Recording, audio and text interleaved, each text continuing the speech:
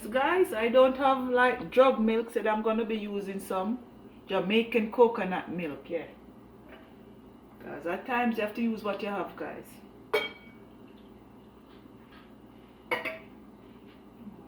Add a little salt.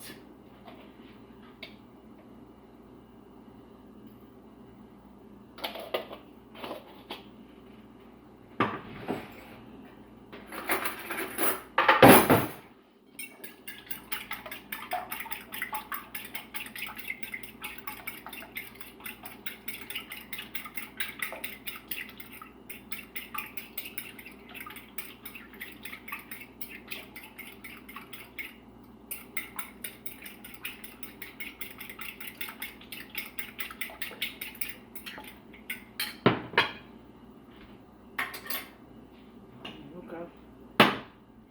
Season my dry flour now, guys. I think this should be good enough. This should be good enough.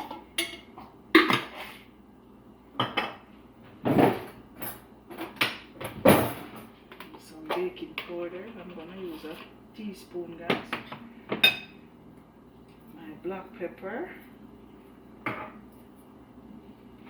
Mrs. Dash. I'm gonna use this one here. This one is all-purpose season.